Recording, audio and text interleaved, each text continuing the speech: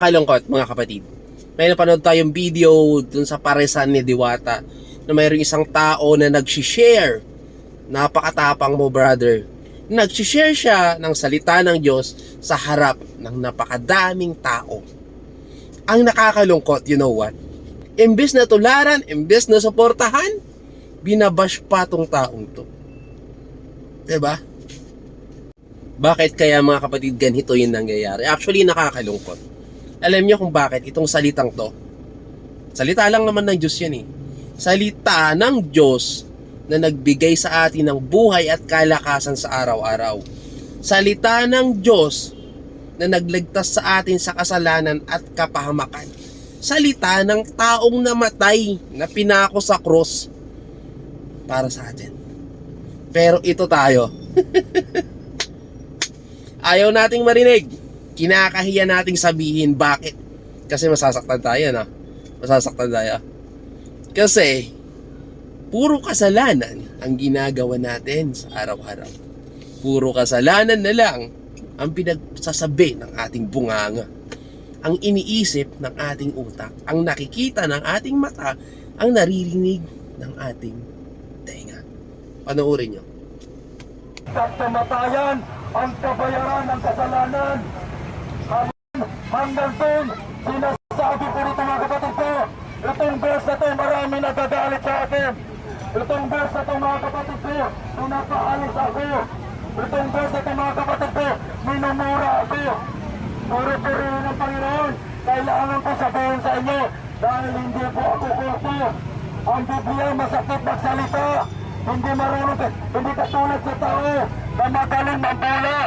Ang Biblia masakit magsalita, kahit masaktan ka, pero ang kapalit naman ito ay kaligtasan niyo. Kaligtasan natin lahat. Hallelujah!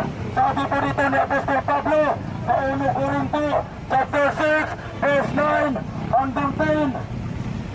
Sinasabi po dito mga kapatid ko, hindi ba ninyo alam na ang mga makasalanan ay walang bahagi sa kaharian ng Diyos?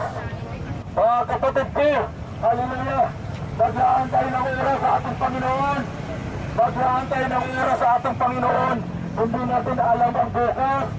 Hindi natin alam ang bukas, mga kapatid ko. Huwag tayong kumpiyansa. Huwag tayong kumpiyansa na wala tayong sakit. Huwag tayong kumpiyansa, mga kapatid ko, na bata pa tayo. Huwag tayong kumpiyansa, mga kapatid ko, na malalaki ang pangangasawa natin. Hindi natin alam ang buhay. Hindi natin alam ang bukas. Dahil ito, basta sigurado mayroon ang Kristo. Kaya mayroong Hesus Kristo na pinako sa cross dahil sa atin. Dahil lahat po tayo makasalanan. Hallelujah! Sino makapagsabi na walang kasalanan? Taas ang kamay. Hallelujah! Walang makapagsabi.